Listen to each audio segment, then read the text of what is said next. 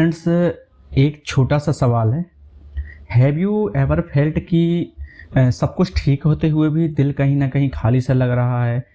आप साथ हैं, बात भी होती है, लेकिन कनेक्शन मिसिंग लगता है। This is not love failure. यह कोई बड़ी लड़ाई भी नहीं है, यह है इमोशनल गैप। आज की इस वीडियो में हम सिर्फ इंग्लिश वोकेबलरी नहीं सीखेंगे, हम उन शब्दों को समझेंगे जो रिश्तों को चुपचाप कमज़ोर कर देते हैं। बिकॉज मैनी टाइम्स जब हम अपनी फीलिंग्स को नाम नहीं दे पाते तो वही फीलिंग्स हमें क्या है, कंट्रोल करने लगती है। So watch carefully and listen carefully, क्योंकि आज के जो वर्ड्स हैं शायद आपको खुद को समझने में मदद करें। तो शुरू करते हैं हम आज का हमारा पहला वर्ड।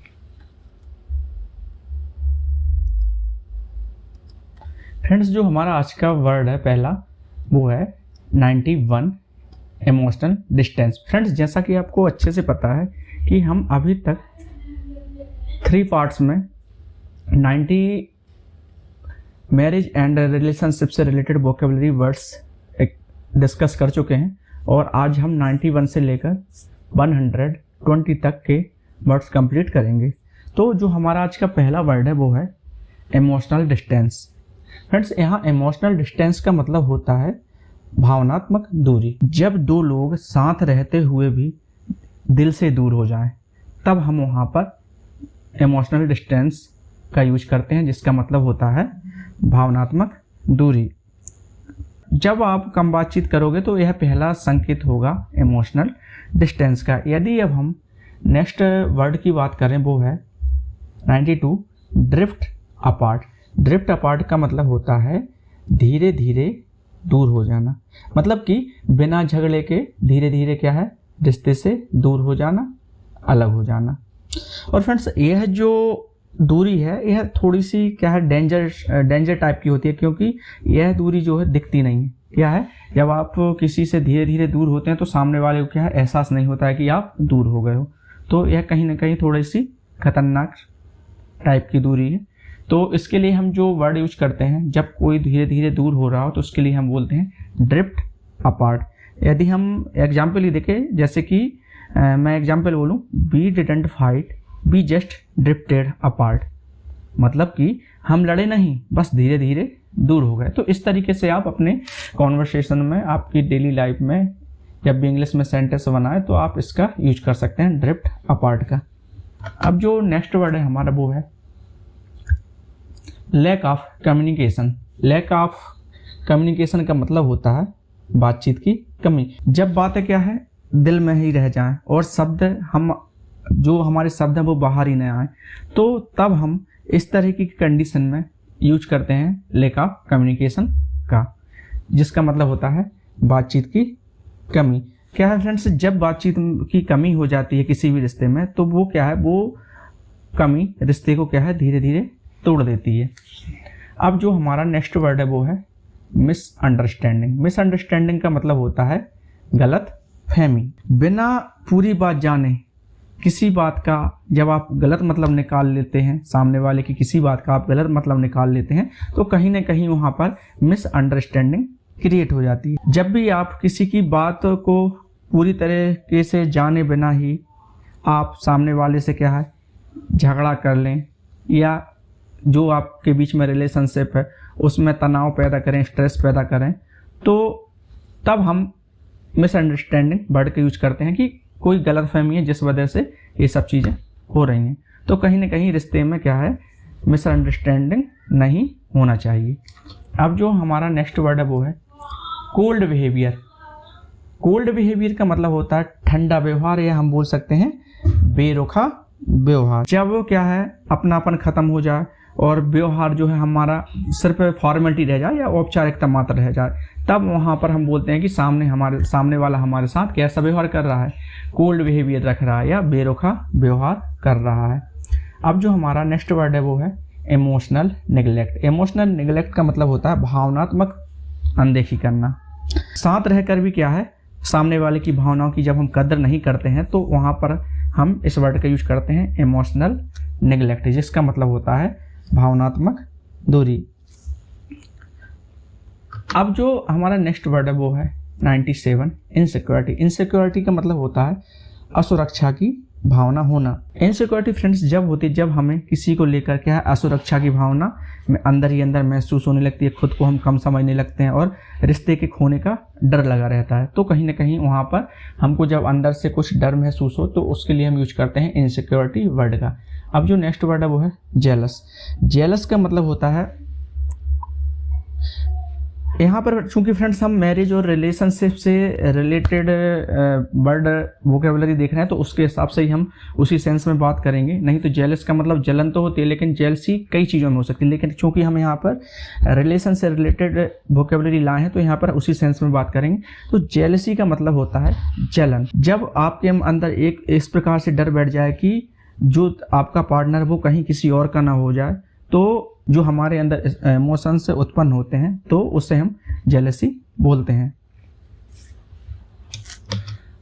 अब जो हमारा नेक्स्ट वर्ड है वो है पजेसिवनेस। पजेसिवनेस मतलब होता है जरूरत से ज्यादा किसी पर अधिकार जताना। जब कपल एक दूसरे से प्यार करते हो लेकिन क्या है प्यार के नाम पर क्या है उसका फ्रीडम छीन रहा है, तब वहां पर हम बोलते हैं कि वह जो रिलेशनशिप है वो है पजेसिव रिलेशनशिप है। तो यहाँ पर पजेसिवनेस का मतलब होता है जरूरत से ज़्यादा अधिकार जताना। अब जो नेक्स्ट वर्ड है वो है कंट्रोल इश्यूज। कंट्रोल इश्यूज का मतलब होता है नियंत्रित करने की आदत। जब कोई हर फैसले पर हुक्म चलाने की ज़रूरत महसूस करने लगे, कोई भी रिलेशनशिप हो उसमें कोई एक वन साइड से कोई भी अपना हुक्म चला रहा है, बस अपना फैसला ही सुना रहा है, बस इसके अलावा और कुछ नहीं, बस अपने ही फैसले को अपने ही ओपिनियन को इम्पोर्टेंस दे रहा है, तो वहाँ पर हम इस वर्ड का यूज कर सकते हैं कंट्रोल इश्यूज। मतलब होता है नियंत्रित करने की आदत।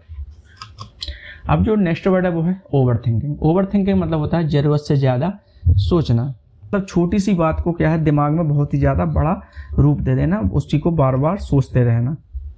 और कहीं ना कहीं ओवर थिंकिंग क्या है हमारी मेंटल पीस को भी क्या है छीन लेती है, इसलिए ओवर थिंकिंग ज़्यादा नहीं करना चाहिए। अब जो हमारा नेक्स्ट वर्ड है वो है इमोशनल ब्रेकडाउन। इमोशनल ब्रेकडाउन का मतलब होता है मानसिक रूप से टूट जाना। जब क्या है आपकी जो भावना है वो आपके कंट्रोल में ना हो, आपके कंट्रोल से बाहर चली जाए, तब आप यहाँ पर इमोशनल ब्रेकडाउन का यूज कर सकते हैं। मानसिक रूप से कहीं ना कहीं टूट जाना मतलब आपकी जो मेंटल पीस थी, जो अंदर से आपकी शांति थी, वो पूरी तरीके से भंग हो जाए किसी कारण से, या हम बोल सकते हैं किसी लगातार स्ट्रेस लेने के बाद भी क्या होता है मानसिक रूप से हम टूट जाते हैं, इमोशनल ब्रेकडाउन हो जाता है। तब ऐसी स्थिति में हम इमोशनल ब्रेकडाउन वर्ड का यूज करते हैं। अब जो हमारा नेक्स्ट वर्ड है वो है मेंटल पीस। मेंटल पीस मतलब होता है मानसिक शांति। मतलब जब हमारा मन क्या है पूरी तरीके से स्थिर रहे और हल्का लगे, हल्का फील हो उसे, तब वहाँ पर हम मेंटल पीस का यूज करते हैं। और फ्रेंड्स एक बात हमेशा याद आएगी, चाहे वो मैरिज हो या कोई अदर रिलेशनशिप हो, उसमें जो मेंटल पीस क्या है बहुत ही ज़्यादा ज़रूरी चीज़ है। यदि मानसिक शांति है रिश्तों में तो कहीं ना कहीं वो रिश्ता बहुत ही लॉन्ग टर्म तक चलता है। अब जो हमारा नेक्स्ट वर्ड है वो है सेल्फ हीलिंग। सेल्फ हीलिंग मतलब होता है खुद को भावनात्मक रूप से ठीक करना। ब्रेकअप के बाद या किसी और वजह से दूसरे का इंतजार किए बिना खुद को जब हम संभाल लेते हैं, तब वहाँ पर हम सेल्फ हील कर रहे होते हैं, मतलब सेल्फ हीलिंग की प्रोसेस से गुजर रहे होते हैं। बिना किसी गिल्ट के हम जब खुद की कद्र करना शुरू कर देते हैं तो उसको हम बोलते हैं सेल्फ हीलिंग। तब वहाँ पे आप सेल्फ हीलिंग वर्ड का यूज करते हैं। सेल्फ लव, सेल्फ मतलब होता है खुद से प्यार करना। जब आप खुद की कद्र करें, खुद से प्यार करने लगे बिना किसी गिल्ट के, तो वहाँ पर आप खुद के लिए सेल्फ लव का यूज कर सकते हैं। अब जो हमारा नेक्स्ट वर्ड है वो है detach your self. Detach your self मतलब होता है खुद को अलग कर लेना। मतलब जहाँ फ्रेंड्स आपको सम्मान ना मिले वहाँ से आपको क्या है भावनात्मक दूरी बना लेना चाहिए। आपको इमोशनल डिटैचमेंट से गुजरना चाहिए, आपको इमोशनल डिटैचमेंट बना लेना चाहिए। खुद को भावनात्मक रूप से वहाँ से अलग कर लेना चाहिए जहाँ आपको सम्मान ना मिले। तो यहाँ पर डिटैचमेंट योर सेल्फ का मतलब होता है खुद को अलग कर लेना। अब जो हमारा नेक्स्ट वर्ड है वो है 107 इमोशनल मैच्योरिटी। इमोशनल मैच्योरिटी का मतलब होता है भावनात्मक समझदारी। मतलब कि जब आप किसी रिलेशनशिप में गुस्से से नहीं बल्कि समझ से प्रतिक्रिया दे रहे हो, समझदारी के साथ आप प्रतिक्रिया कर रहे हो, रिएक्ट कर रहे हो, तो वहाँ पर हम इस वर्ड का यूज करते हैं इमोशनल मैच्योरिटी। अब जो नेक्स्ट वर्ड है वो है रिस्पेक्ट बाउंड्रीज। रिस्पेक्ट बाउंड्रीज मतलब होता है सीमाओं का सम्मान करना, मतलब किसी भी रिलेशनशिप में पर्सनल स्पेस को क्या है, रिस्पेक्ट देना। तो वहाँ पे हम रिस्पेक्ट बाउंड्रीज का यूज करते हैं, सीमाओं का सम्मान करना, मतलब किसी के पर्सनल स्पेस में इंटरफेयर ना करना। अब जो हमारा नेक्स्ट वर्ड है वो है अनहेल्दी अटैचमेंट, मतलब अस्वस्थ लगाव, मतलब बिना सामने वाले के खुद को क्या है, अधूरा महसूस करना। तो वहाँ पर हम अनहेल्दी अटैचमेंट वर्ड का यूज करते हैं। अब जो हमारा नेक्स्ट वर्ड है वो है इमोशनल एग्जॉशन।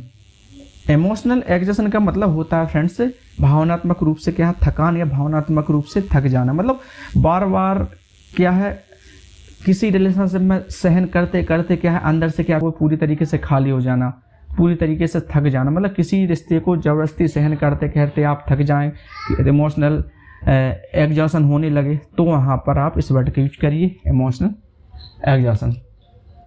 अब नेक्स्ट वर्ड है let it hurt. Let it hurt का मतलब होता है दर्द को महसूस होने देना, मतलब कि दर्द से भागने की जगह आप उसे स्वीकार कर रहे हैं, तो कहीं ना कहीं वहाँ पे आप लेट इट हर्ट वर्ड का यूज कर सकते हैं। अब जो हमारा नेक्स्ट वर्ड है वो है एक्सेप्टेंस फेज। एक्सेप्टेंस फेज मतलब होता है स्वीकार करने का चरण या स्वीकार करने का वो फेज जहाँ पर हम चीज़ों को स्वीकार कर लेते हैं और आगे बढ़ जाते हैं। वो चीज़ें जो हमारी ज़िंदगी में बदल नहीं सकती हैं कि तो उसके बदले में हम क्या करते हैं, जो चीज़ें बदल नहीं सकती उसे ही हम एक्सेप्ट कर लेते हैं, उसे मान लेते हैं। तो वहाँ पर आप इस वर्ड का यूज कर सकते हैं एक्सेप्टेंस फेज। अब जो नेक्स्ट वर्ड है वो है 113 हीलिंग प्रोसेस। हीलिंग प्रोसेस मतलब होता है ठीक होने की प्रक्रिया, कि जब आप किसी रिलेशनशिप में टूट गए हों तो टूटने के बाद जब आप खुद को फिर से तैयार करते हैं तो उस प्रोसीजर को बोलते हैं हीलिंग प्रोसेस। अब जो नेक्स्ट वर्ड है वो है इनर पीस। इनर पीस मतलब होता है, इनर का मतलब होता है अंदरूनी, पीस मतलब शांति, तो इनर पीस मतलब होता है अंदरूनी शांति, मतलब बिना किसी के खुद में क्या है संतुष्टि होना, तो वहाँ पर हम बोलते हैं इनर पीस।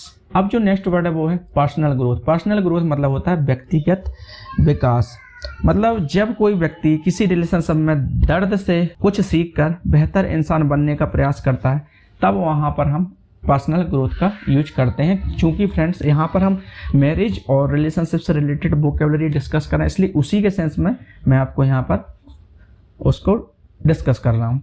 अब जो हमारा नेक्स्ट वर्ड है वो है इमोशनल स्ट्रेंथ। इमोशनल स्ट्रेंथ मतलब होता है भावनात्मक ताकत, मतलब जब मुश्किलें हों तो मुश्किलों में भी जब आप खुद को संभाल पा रहे हैं तो कहीं ना कहीं वहाँ पर आप इमोशनल स्ट्रेंथ वर्ड का यूज कर सकते हैं। अब जो हमारा नेक्स्ट वर्ड है वो है क्लोजर मैसेज। क्लोजर मैसेज का मतलब होता है आखिरी साफ बात। जब आप किसी रिश्ते से बाहर निकलना चाहते हैं तो आप अपनी अधूरी बात को पूरा करेंगे किसी के सामने, उसके सामने अपनी सभी बातों को रखकर आगे बढ़ जाएं, तब वहाँ पर जब हम आखिरी बार साफ साफ सामने वाले से बात करते हैं और रिश्ते को ख़त्म कर देते हैं, वहाँ पर इस वर्ड का यूज करते हैं क्लोजर मैसेज। अब जो नेक्स्ट वर्ड है वो है no contact rule. No contact rule मतलब होता है बिल्कुल संपर्क ना रखने का नियम। ऐसा फ्रेंड्स हम जब करते हैं जब कहीं ना कहीं सामने वाले की वजह से हम डिस्ट्रैक्ट हो रहे हैं, बहुत ज़्यादा माइंड डिस्ट्रैक्ट हो रहा है, तो कहीं ना कहीं हम अब खुद से एक रूल बना लेते हैं कि हमें अब सामने वाले से किसी तरीके से संपर्क नहीं रखना है। यह सब हम तब करते हैं जब हमें खुद के अंदर हीलिंग लाना हो, खुद को नए सिरे से तैयार करना हो, तब हम दूसरे व्यक्ति से क्या है दूरी बना लेते हैं। तो उसके लिए हम खुद मेंटली खुद को ऐसा प्रिपेयर करते हैं कि नो कॉन्टैक्ट रूल मतलब बिल्कुल संपर्क ना रखने का नियम हम खुद के अंदर अप्लाई कर लेते हैं। अब जो नेक्स्ट वर्ड है वो है इमोशनल बैलेंस। इमोशनल बैलेंस मतलब होता है भावनात्मक संतुलन। जो हमारा दिल है और हमारा जो दिमाग है उसके बीच में क्या है जब तालमेल बिठा लेते हैं तो उस स्थिति में हम बोलते हैं इमोशनल बैलेंस मतलब भावनात्मक संतुलन। अब जो हमारा आज का लास्ट वर्ड है इस पार्ट का वो है 120 न्यू चैप्टर। न्यू चैप्टर मतलब होता है जिंदगी का नया अध्याय, मतलब कि आप ब्रेकअप या किसी पुराने दर्द के बाद जब आप एक नई शुरुआत करते हैं तो उसके लिए हम बोलते हैं कि आप न्यू चैप्टर की शुरुआत कर रहे हैं। तो यहाँ पर हम बोलते हैं न्यू चैप्टर मतलब होता है ज़िंदगी का नया अध्याय। फ्रेंड्स हमेशा एक बात याद रखना, हर रिश्ता हमेशा के लिए नहीं होता है, but every relationship comes to teach us something. अगर किसी ने आपको अनसुना किया, आपकी भावनाओं को समझने की कोशिश नहीं की, या आपको इमोशनली टायर्ड महसूस करवाया, that doesn't mean you were weak, it only means you cared more, you tried more and you stayed longer than you should have. अब फ्रेंड्स समय है मेंटल पीस चुनने का, सेल्फ रिस्पेक्ट को प्रायोरिटी देने का और अननेसेसरी इमोशनल प्रेशर से बाहर आने का। बिकॉज द डे यू से मुझे शांति चाहिए, दर्द नहीं, that's the day your healing truly begins. So remember friends, take care of your heart because a calm mind makes better decisions and a healed heart creates a better life. Thank you. सीखते रहिए, समझते रहिए और किसी को चाहने के चक्कर में खुद को कभी मत खोइए, खुद के मेंटल पीस को कभी ख़त्म मत करिए, मूव ऑन करिए और आगे बढ़िए। तो हमने एक टॉपिक लिया था मैरिज एंड रिलेशनशिप से रिलेटेड वोकेबलरी, उसके हम लास्ट के 30 वर्ड और नेक्स्ट चैप्टर में कंप्लीट करेंगे। उसके बाद कोई दूसरा नया टॉपिक पर हम नई वोकेबलरी फिर सीखेंगे। तब तक के लिए आप सीखते रहिए और इसी तरीके से इस चैनल से जुड़े रहिए। नए हैं तो चैनल को सब्सक्राइब करिए और चैनल को शेयर करिए, जिससे कि आपकी तरह और भी लोग इस तरीके के वर्ड्स को जान सकें, सीख सकें और अपनी इंग्लिश को और भी ज़्यादा स्ट्रॉन्ग कर सकें। मिलते हैं अगले पावरफुल वीडियो में, तब तक आप इसी तरीके से प्रैक्टिस करते रहिए।